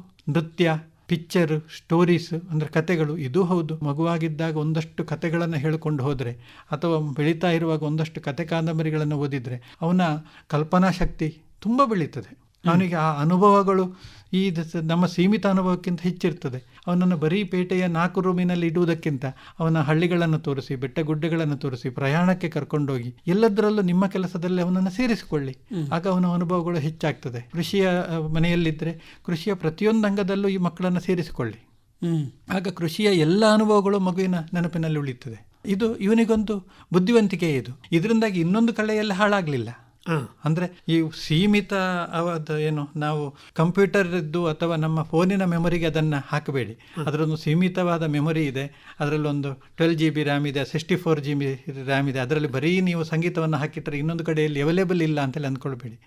ನಮ್ಮ ಮೆದುಳಿನ ಸಾಮರ್ಥ್ಯ ಅಗಾಧವಾದದ್ದು, ನನ್ನ ನೆನಪಿನ ಸಾಮರ್ಥ್ಯವು ಅಗಾಧವಾದದ್ದು. ಅದಕ್ಕೆ ಬೇರೆ ಬೇರೆ ಬೇರೆ ರೀತಿಯ ಪ್ರಚೋದನೆಗಳನ್ನು ಕೊಟ್ಕೊಂಡು ಎಲ್ಲ ರೀತಿಯ ಅನುಭವಗಳನ್ನು ಕೊಟ್ಟರೆ ಅವುಗಳೆಲ್ಲವೂ ನೆನಪುಗಳಾಗಿರ್ತದೆ. ಯಾವತ್ತೂ ಒಂದು ಹಂತದಲ್ಲಿ ಅವನಿಗೆ ಅದು ಉಪಯೋಗಕ್ಕೆ ಬರ್ತದೆ. ಎಲ್ಲ ಒಂದು ಕಡೆ ಒಂದು 30 ವರ್ಷ ಕೆಲಸ ಮಾಡಿದ ಮೇಲೆ ಒಂದು ಕಥೆ ಬರೀಬೇಕು ಅಂತೇಳಿ ಅಂದ್ಕೊಂಡ. ಆಗ ಸಣ್ಣ ವಯಸ್ಸಿನಲ್ಲಿ ನೋಡಿರುವಂಥ ಕೃಷಿ ಆಗಲಿ, ವಿಧಾನಗಳಾಗಲಿ, ಅವುಗಳೆಲ್ಲ ಅವನಿಗೆ ನೆನಪುಗಳು ಉಳಿದಿದೆ. ಅವನ ಕತೆ ಕಾದಂಬರಿಗಳು ತುಂಬ ಚೆನ್ನಾಗಿ ಬರ್ತದೆ. ಹೌದು, ಕವನಗಳನ್ನು ಕೇಳಿದ್ದಿದ್ರೆ ಸಣ್ಣಗಿರುವಾಗ ಮುಂದೊಂದು ಯಾವತ್ತೋ ಒಂದು ದಿವಸ ಕವನ ಬರೀಬೇಕು ಅಂತ ಹೇಳಿದಾಗ ಅವನಿಗೆ ಈಸಿಯಾಗಿ ಆಗ್ತದೆ. ಯಾವತ್ತೋ ಒಂದು ದಿವಸ ಸಂಗೀತ ಕಲ್ತಿದ್ದಾನೆ ಅಂತ ಹೇಳಿ ಆದರೆ ಮುಂದೊಂದು ದಿವಸ ಯಾವತ್ತೋ ಅವನಿಗೆ ಸಂಗೀತ ಬರ್ತದೆ. ಅವನು ಜೀವನದಲ್ಲಿ ಫೇಲ್ ಆಗುವುದಿಲ್ಲ. ಅವನಿಗೊಂದು ಹವ್ಯಾಸ ಇದೆ, ಅವನಿಗೊಂದು ಅಭ್ಯಾಸ ಇದೆ. ಒಂದು ಸಮಯವನ್ನು ಸದುಪಯೋಗ ಮಾಡಿಕೊಳ್ಳಿಕ್ಕೆ ಕೆಲವು ವಿಷಯಗಳು ಅವನಿಗೆ ನಮಗಿಂತ ಹೆಚ್ಚು ಗೊತ್ತಿದೆ. ಹೌದು, ಅಂದರೆ ಎಲ್ಲ ರೀತಿಯ ಪ್ರಚೋದನೆಗಳನ್ನು ಕೊಡಿ, ಸ್ಟಿಮ್ಯುಲಸ್ಗಳನ್ನು ಕೊಡಿ. ಆ ಎಲ್ಲ ಸಮಯದಲ್ಲಿ ಇವರಿಗೆ ಏನಾದರೂ ಕಲಿಯುವಂಥದ್ದನ್ನು ಮಾಡಿ. ಅದನ್ನು ನೀವು ಪಠ್ಯದ ಮೂಲಕ ಅಥವಾ ಫಾರ್ಮಲ್ ಎಜುಕೇಷನ್ನೇ ಮಾಡಬೇಕು ಅಂತೇಳಿ ಇಲ್ಲ. ಇನ್ಫಾರ್ಮಲ್ ಎಜುಕೇಷನು ಆಗಲಿ. ಅಜ್ಜಿಯ ಜೊತೆ ಕೂರಿಸಿ ಕಲಿಯುವಂಥದ್ದು ಕಲ್ತದ್ದೇ, ಚಿಕ್ಕಪ್ಪನ ಜೊತೆ ಹೋಗಿ ಕಲ್ತದ್ದೇ. ಅದೇನು ಅವರು ಪಾಠ ಹೇಳಿಕೊಡ್ಬೇಕು ಅಂತ ಹೇಳಿಲ್ಲ. ಅವರ ಜೊತೆ ಕಳಿಸಿದರೆ ಅವರು ಇನ್ನೊಂದು ರೀತಿಯ ಅನುಭವವನ್ನು ಕೊಡ್ತಾರೆ. ಅವಕಾಶಗಳನ್ನು ಬಿಟ್ಟು ಕೊಡಬೇಡಿ. ಈಗ ನೀವು ಮಧ್ಯ ವಯಸ್ಸಿನಲ್ಲಿ ಬರುವಂತಹ ಸುಡೋ ಡೆಮೆನ್ಷಿಯಾ ಬಗ್ಗೆ ಮಾತಾಡಿದ್ರಿ. ಈ ಸುಡೋ ಡೆಮೆನ್ಷಿಯಾ ಇತ್ತೀಚಿನ ದಿನಗಳಲ್ಲಿ ಸ್ಟ್ರೆಸ್ನಿಂದಾಗಿ ಜಾಸ್ತಿ ಆಗ್ತಾ ಇರುವಂಥದ್ದು ಹೇಳಿದ್ರಿ. ಇದನ್ನು ಕಂಟ್ರೋಲ್ ಮಾಡಲಿಕ್ಕೆ ಏನಾದರೂ ಕೂಡ ಸ್ಟ್ರೆಸ್ಸನ್ನು ಕಂಟ್ರೋಲ್ ಮಾಡಬೇಕು ಹೇಳೋದು ಸತ್ಯ. ಅದಲ್ಲದೆ ಏನಾದರೂ ಕೂಡ ಇದನ್ನು ಸರಿ ಮಾಡುವಂಥ ವಿಧಾನಗಳುಂಟಾ? ಮೊದಲಾಗಿ ಅದನ್ನೇ ನೆನಪು ಕಡಿಮೆ ಆಗಿದೆ ಅನ್ನೋದರ ಬಗ್ಗೆ ನಾವು ಚಿಂತೆ ಮಾಡುವಂಥದ್ದು. ನಮಗೆ ಈಗಿರುವಂಥ ಜ್ಞಾನದ ಪ್ರಕಾರ ಅಂದರೆ ಎಲ್ಲಿ ಜ್ಞಾನ, ಇದು ನೆನಪು ಕಡಿಮೆ ಆಗ್ತಾ ಇದೆ, ನನಗೆ ಈಗಲೇ ಡಿಮೆನ್ಷಿಯಾ ಶುರುವಾಯಿತು, ನನ್ನ ಮೆದುಳಿನ ಬಗ್ಗೆ ಈಗಲೇ ಸಾಮರ್ಥ್ಯ ಕಡಿಮೆ ಆಗ್ತಾ ಇದೆ ಅನ್ನುವಂಥದ್ದೊಂದು ಚಿಂತೆ ಬರುವಂಥದ್ದು. ಅದು ಮೊದಲಾಗಿ ಒಬ್ಬರು ವೈದ್ಯರ ಹತ್ರ ಪರೀಕ್ಷೆ ಮಾಡಿಕೊಳ್ಳಿ, ನಿಮ್ಮ ನೆನಪಿನ ಶಕ್ತಿಯನ್ನು ಎಷ್ಟು ಅಂತೇಳಿ ಅನ್ನುವಂಥದ್ದನ್ನು ಅರ್ಥ ಮಾಡಿಕೊಳ್ಳಿ. ಆಗ ಅಲ್ಲಿ ಪರೀಕ್ಷೆ ಮಾಡಿದಾಗಂತೂ ನಿಮ್ಗೆ ಗೊತ್ತಾಗ್ತದೆ ಯಾವುದೇ ರೀತಿಯಲ್ಲಿ ನಾವು ನೆನಪಿನ ಶಕ್ತಿ ಕಡಿಮೆ ಆಗಿಲ್ಲ, ಎಲ್ಲವೂ ಸರಿ ಇದೆ. ಮುಂದೆ ಇರುವಂಥದ್ದು ನಾನು ಏನು ಮಾಡ್ತಾ ಇದ್ದೀನಿ, ನನ್ನ ಯಾವ ಕಾರಣದಿಂದ ನನ್ನ ಈ ನೆನಪುಗಳು ಕಡಿಮೆ ಆಗ್ತಾ ಇದೆ ಅನ್ನುವಂಥದ್ದನ್ನು ಅರ್ಥ ಮಾಡಿಕೊಳ್ಳಿಕ್ಕೆ ಪ್ರಯತ್ನ ಮಾಡುವಂಥದ್ದು. ಇದಕ್ಕೆ ನಿಮಗೆ ಮಾನಸಿಕ ಶಾಸ್ತ್ರದ ಅನುಭವ ಇರುವಂಥ ಕೌನ್ಸಿಲರ್ಸ್ ಇರ್ಬೋದು, ಅದರಲ್ಲಿ ವರ್ಕರ್ಸ್ ಇರ್ತಾರೆ, ಅವರನ್ನು ನೀವು ಮೀಟ್ ಆಗ್ಬೋದು. ಸೈಕ್ಯಾಟ್ರಿಸ್ಟ್ ಇರ್ಬೋದು, ಸೈಕಾಲಜಿಸ್ಟ್, ಅವರನ್ನು ಮೀಟ್ ಆಗಿ ಆ ಹಿಂದಿನ ಕಾರಣವನ್ನು ತಿಳ್ಕೊಳ್ಳಿಕ್ಕೆ ಪ್ರಯತ್ನ ಮಾಡಿ, ಪರಿಹಾರವನ್ನು ಕಂಡುಕೊಳ್ಳಿಕ್ಕೆ ಶುರು ಮಾಡಿ. ಹಾಗೇನಾಗ್ತದೆ, ಈ ಬೇರೆ ಅಡಚಣೆಗಳು ಕಡಿಮೆ ಆಗ್ತದೆ. ಇನ್ನೊಂದು, ಒತ್ತಡವನ್ನು ನಿವಾರಿಸಲಿಕ್ಕೆ 1000 ವಿಧಾನಗಳಿದ್ದಾವೆ. ಒಂದು, ನಮ್ಮ ಹತ್ರ ಇಮಿಡಿಯೇಟ್ಲಿ ಇರುವಂಥ ಒತ್ತಡಗಳನ್ನು ನಿವಾರಣೆ ಮಾಡಲಿಕ್ಕೆ ನಿಮಗೆ ಸ್ಪೆಷಲಿಸ್ಟ್ಗಳು ಬೇಕಾಗಿರ್ಬೋದು. ಆದರೆ ಇಂಡೈರೆಕ್ಟ್ ಆಗಿ ನಮ್ಮ ಜೀವನ ಕ್ರಮಗಳ ಮೇಲೆ ಹೋಗ್ತದೆ. ನಿಮ್ಮ ಊಟ, ನಿಮ್ಮ ನಡಿಗೆ, ನಿಮ್ಮ ವ್ಯಾಯಾಮ, ನಿಮ್ಮ ಮಾನಸಿಕವಾಗಿ ನಿಮ್ಮನ್ನು ದೃಢಗೊಳಿಸಲಿಕ್ಕೆ ಬೇಕಾಗಿರುವಂಥ ಧ್ಯಾನ, ಯೋಗ, ಇವುಗಳೆಲ್ಲವೂ ಬೇಕು. ಇದನ್ನು ನಿಯಮಿತವಾಗಿ ನಿಮ್ಮ ದಿನಚರ್ಯದಲ್ಲಿ ಸೇರಿಸಿಕೊಳ್ಳಿಕ್ಕೆ ಶುರು ಮಾಡಿ. ಮುಂದಿನದ್ದು ನಿಮ್ಮ ಒತ್ತಡವನ್ನು ಸ್ವೀಕರಿಸುವಂಥದ್ದು. ಒತ್ತಡ ಇಲ್ಲದ ಮನುಷ್ಯ ಇಲ್ಲ. ಇಲ್ಲ. ಎಲ್ಲರಿಗೂ ಅವರದ್ದೇ ಆದ ಒಂದಷ್ಟು ಒಳ್ಳೆಯ ಗುಣಗಳಿದೆ, ಕೆಟ್ಟ ಗುಣಗಳಿದೆ. ನಮ್ಮನ್ನು ನಾವು ಸ್ವೀಕರಿಸದೇ ಇದ್ರೆ ಇನ್ನೊಬ್ಬ ಯಾರು ಸ್ವೀಕರಿಸುವುದು ಅದನ್ನು? ಹೌದು ಅಲ್ವಾ? ಹೇಗೆ ನಮ್ಮ ತಂದೆ ತಾಯಂದಿರನ್ನ, ನಮ್ಮ ಅಣ್ಣ ತಮ್ಮಂದಿರನ್ನ ಅವರವರ ಅವಗುಣಗಳ ಜೊತೆ ಹೇಗೆ ಸ್ವೀಕರಿಸಿದ್ದೀವೋ, ನಮ್ಮನ್ನು ಅದೇ ರೀತಿಯಲ್ಲಿ ನಾವು ಸ್ವೀಕರಿಸಬೇಕು ಮನುಷ್ಯನಾಗಿ. ನಾನು ಹಾಗಿರಬೇಕು ಅನ್ನುವಂಥ ಕಲ್ಪನೆಗಿಂತ ನಾನು ಹೀಗಿದ್ದದ್ದೇ ಸರಿ ಇರುವುದು ಅನ್ನುವಂಥದ್ದು ಯೋಚನೆ ಮಾಡುವಂಥದ್ದು ಒಳ್ಳೆಯ ವಿಚಾರ. ಅದನ್ನು ಕಲಿಬೇಕಾಗ್ತದೆ ಸಮಸ್ಥಿತಿಯಲ್ಲಿರುವಂಥದ್ದು. ಈಗ ನೀವು ಒಂದು ಮಾತು ಹೇಳಿ, ಹೋಗಿ ನೀವು ಪರೀಕ್ಷಿಸಿಕೊಳ್ಳಿ ವೈದ್ಯರ ಹತ್ರ. ಈಗ ನಮ್ಮ ಮೆಮರಿ ಅಥವಾ ನಮ್ಮ ಈ ನೆನಪಿನ ಶಕ್ತಿಯನ್ನ ಅಳೆಯುವಂತಹ ಸಾಧನಗಳುಂಟ? ಇಲ್ಲ. ಸಾಮರ್ಥ್ಯ ಇಷ್ಟು ಅಂಥೇಳಿ ಅಲ್ಲೂ ಅಳೆಯುವಂಥ ಅಂಥ ಸಾಧನಗಳಿಲ್ಲ. ಆದರೆ ಒಬ್ಬ ವ್ಯಕ್ತಿಗೆ ನೆನಪಿನ ಕಾಯಿಲೆ ಇದೆಯೋ ಇಲ್ಲೋ ಅನ್ನುವಂಥದ್ದನ್ನು ಟೆಸ್ಟ್ ಮಾಡಲಿಕ್ಕೆ ನಮಗೆ ತುಂಬ ಹೊತ್ತು ಏನು ಬೇಕಾಗುವುದಿಲ್ಲ. ನಾವು 10 ಪ್ರಶ್ನೆಯಿಂದ 20 ಪ್ರಶ್ನೆಗಳಿರುವಂಥ ಕೆಲವು ಸಣ್ಣ ಪಟ್ಟಿಗಳಿದೆ. ಅದನ್ನು ಪ್ರಶ್ನೆಗಳನ್ನು ಕೇಳಿ ನೋಡ್ತೀವಿ. ಆ ಪ್ರಶ್ನೆಗಳು ದಿನನಿತ್ಯದ್ದು, ಯಾರು ಓದ್ಕೊಂಡು ಬರಬೇಕಾದ ಅವಶ್ಯಕತೆಗಳಿಲ್ಲ. ಬಂದಾಗ ಆ ಪ್ರಶ್ನೆಗಳನ್ನು ಕೇಳಿದಾಗ ಅದನ್ನು ಯಾವ ರೀತಿಯಲ್ಲಿ ಉತ್ತರ ಕೊಡ್ತಾರೆ ಅನ್ನೋದರ ಮೇಲೆ ಅವನಿಗೆ ಡಿಮೆನ್ಷಿಯಾ ಶುರುವಾಗಿದೆಯೋ ಇಲ್ವೋ ಅನ್ನುವಂಥದ್ದನ್ನು ಹೇಳಲಿಕ್ಕೆ ಆಗ್ತದೆ. ಡಿಮೆನ್ಷಿಯಾ ಅಂತ ಹೇಳಿದ್ರೆ ಮರಗುಳಿತನ ಈ ವಯಸ್ಸಾದಾಗ ಬರುವಂಥದ್ದನ್ನು ಕಂಡುಕೊಳ್ಳಲಿಕ್ಕೆ ಸಾಕಾಗ್ತದೆ. ಆದರೆ ಅದು ಒಂದು ಒಳ್ಳೆಯ ವಿಚಾರ ಮತ್ತು ಒಂದು ತುಂಬ ಮುಖ್ಯ ವಿಚಾರ. ಯಾಕೆ ಅಂತ ಹೇಳಿದರೆ, ಯಾವುದೇ ಡಿಮೆನ್ಷಿಯಾ ಮರೆಗುಳಿತನದ ಕಾಯಿಲೆ ವಯಸ್ಸಾದಾಗ ಬರುವಂಥದ್ದನ್ನು ಬೇಗಕ್ಕೆ ಕಂಡುಕೊಂಡ್ರೆ ಅದಕ್ಕೆ ಪರಿಹಾರಗಳು ಮತ್ತು ಅದನ್ನು ಮುಂದೂಡಿಕೆ ಮಾಡಲಿಕ್ಕೆ ಸಾಧ್ಯ ಆಗ್ತದೆ. ಅದನ್ನು ನೀವು ಒಂದಷ್ಟು ಸಮಸ್ಯೆಗಳಾದ ಮೇಲೆ ಬಂದು ಅದಕ್ಕೆ ಟ್ರೀಟ್ಮೆಂಟ್ ಕೊಡಲಿಕ್ಕೆ ಶುರು ಮಾಡಿದಾಗ ಅವುಗಳು ಅಷ್ಟು ಉತ್ತಮ ಆಗೋದಿಲ್ಲ, ಅವರು ಹುಷಾರಾಗೋದಿಲ್ಲ. ಅದಕ್ಕಿಂತ ಒಂದು 60 ವರ್ಷ ಆದಾಗ ಎಲ್ಲಿಯೋ ಸಮಸ್ಯೆಗಳಂತೂ ನಿಮಗೆ ಕಾಣಿಸ್ತಾ ಇದ್ದರೆ ಡಿಮೆನ್ಷಿಯಾವೋ ಸೂಡೋ ಡಿಮೆನ್ಷಿಯಾವೋ ಒಂದು ಸರಿ ಅದನ್ನು ಪರೀಕ್ಷೆ ಮಾಡಿಕೊಳ್ಳಿ. ನಮಗೇನು ಒಂದು ಕೂತ್ಕೊಂಡು ಕೆಲಸ ಅವ್ರ ಹತ್ರ ಮಾತಾಡಲಿಕ್ಕಿರುವಂಥದ್ದು 5 ನಿಮಿಷ ಈ ಟೆಸ್ಟ್ಗಳು. ಇದನ್ನು ಮಾಡಿಕೊಂಡು ಅದನ್ನು ಅರ್ಥ ಮಾಡಿಕೊಂಡ್ರೆ ಮತ್ತೆ ಮುಂದಿನದ್ದು ಹೇಗೆ ಅಂತೇಳಿ ದಾರಿ ಕಂಡುಕೊಳ್ಳಲಿಕ್ಕೆ ಆಗ್ತದೆ. ಮುಂದಕ್ಕೆ ಆಗುವಂಥ ಮರೆಗುಳಿತನದ ಕಾಯಿಲೆಯನ್ನು ಮುಂದೂಡಲಿಕ್ಕಾಗ್ತದೆ. ಈಗ ಈ ಡಿಮೆನ್ಷಿಯಾ ಪ್ರಾರಂಭ ಆಯಿತು ಅಂತ ಇಟ್ಕೊಳ್ಳಿ, ಆಗ ಅದನ್ನು ಮುಂದೂಡಲಿಕ್ಕೆ ನೀವು ಸಾಧ್ಯ ಉಂಟು ಅಂತ ಹೇಳಿದ್ರಿ. ಸಾಮಾನ್ಯ ನಮ್ಮ ಜೀವನ ಶೈಲಿಯಲ್ಲಿ ಏನಾದರೂ ಬದಲಾವಣೆ ಮಾಡಿಕೊಳ್ಬೇಕಾಗ್ತದೋ ಈ ಪ್ರಾಯ 60 ದಾಟಿದ ಮೇಲೆ? ಹೌದು, ಹೆಚ್ಚಿನ ವಿಚಾರಗಳು ಈ ಡಿಮೆನ್ಷಿಯಾಕ್ಕೆ ಬಂದಾಗ ಅದು ಜೀವನ ಶೈಲಿಗೆ ಸಂಬಂಧಪಟ್ಟೆ ಹೇಳುವಂಥದ್ದು. ಅಂದರೆ ಈ ಡಿಮೆನ್ಷಿಯಾ ಅನ್ನುವಂಥದ್ದಕ್ಕೆ ಕಾರಣ ಮೆದುಳಿನ ಶಕ್ತಿ ಕಡಿಮೆ ಆಗುವಂಥದ್ದು. ಮೆದುಳಿನ ಶಕ್ತಿ ಕಡಿಮೆ ಆಗುವುದಕ್ಕೆ ಏನೆಲ್ಲ ಕಾರಣಗಳಿದೆ? ಒಂದು, ಪ್ರಾಯ ಪ್ರಕಾರವಾಗಿ ಕಡಿಮೆ ಮಾಡ್ಕೊಂಡು ಹೋಗೋದು, ನಾವು ಅದಕ್ಕೆ ಅಲ್ಝೈಮರ್ಸ್ ಅಂತೇಳಿ ಹೇಳ್ತೇವೆ. ಉಳಿದದ್ದು ಏನು, ನಾವು ನಮ್ಮ ಮೆದುಳಿಗೆ ಕೊಡುವಂಥ ಏಟು ತೊಂದರೆ ಕೊಡುವಂಥದ್ದು ಅನ್ಕಂಟ್ರೋಲ್ಡ್ ಡಯಾಬಿಟಿಸ್ ಮೆಲಿಟಸ್, ಅಂದರೆ ಸಕ್ಕರೆ ಕಾಯಿಲೆಯನ್ನು ನಾವು ಸರಿಯಾಗಿ ಕರೆಯ ಕಂಟ್ರೋಲಲ್ಲಿ ಇಟ್ಟುಕೊಳ್ಳದೇ ಇರುವಂಥದ್ದು, BP ಕಂಟ್ರೋಲಲ್ಲಿ ಇಟ್ಟುಕೊಳ್ಳದೇ ಇರುವಂಥದ್ದು, ತುಂಬ ಕುಡಿತ ಮಾಡುವಂಥದ್ದು, ಸ್ಮೋಕಿಂಗ್ ಮಾಡುವಂಥದ್ದು, ಮತ್ತು ಕೊಲೆಸ್ಟ್ರಾಲ್, ಸ್ಟ್ರೋಕ್, ಅದು ಮೆದುಳಿಗೆ ಬ್ಲೀಡಿಂಗ್ ಆಗುವಂಥದ್ದು, ಕ್ಲಾಟ್ ಆಗುವಂಥದ್ದು, ಹೆಡ್ ಇಂಜುರಿ ಆಗುವಂಥದ್ದು, ಮಾನಸಿಕ ಕಾಯಿಲೆಗಳಾದ ಡಿಪ್ರೆಷನ್ನು, ಆಂಗ್ಸೈಟಿ, ಇದಕ್ಕೆಲ್ಲ ನಾವು ಸರಿಯಾಗಿ ಟ್ರೀಟ್ಮೆಂಟ್ ಕೊಡದೇ ಇರುವಂಥದ್ದು, ಇವುಗಳೆಲ್ಲವೂ ಮೆದುಳಿಗೆ ತೊಂದರೆ ಕೊಡುವಂಥದ್ದು. ಇದನ್ನು ಸರಿಯಾಗಿ ನಾವು ಸಂಭಾಳಿಸಿಕೊಳ್ಬೋದು ಅಲ್ವಾ? ಹೆಲ್ಮೆಟ್ ಹಾಕ್ಕೊಂಡು ಹೋಗ್ಬೋದು, ಆದರೆ ಹೆಡ್ ಇಂಜುರಿ ಆಗುವಂಥ ಚಾನ್ಸಸ್ಗಳು ಕಡಿಮೆ. ಡಯಾಬಿಟಿಸ್ BP ಕಂಟ್ರೋಲ್ ಮಾಡ್ಬೋದು, ಕುಡಿಯೋದನ್ನು ನಿಲ್ಲಿಸ್ಬೋದು, ಕುಡಿಯೋದನ್ನು ಸುರಿ ಮಾಡದೇ ಇರ್ಬೋದು, ಸ್ಮೋಕಿಂಗ್ ಮಾಡದೇ ಇರ್ಬೋದು, ಒಳ್ಳೆಯ ಆಹಾರ ಪದಾರ್ಥಗಳನ್ನು ತೆಗೆದುಕೊಳ್ಬೋದು, ಎಣ್ಣೆ ಜಿಡ್ಡಿನದ್ದೆಲ್ಲ ಸ್ವಲ್ಪ ಕಡಿಮೆ ಮಾಡ್ಬೋದು.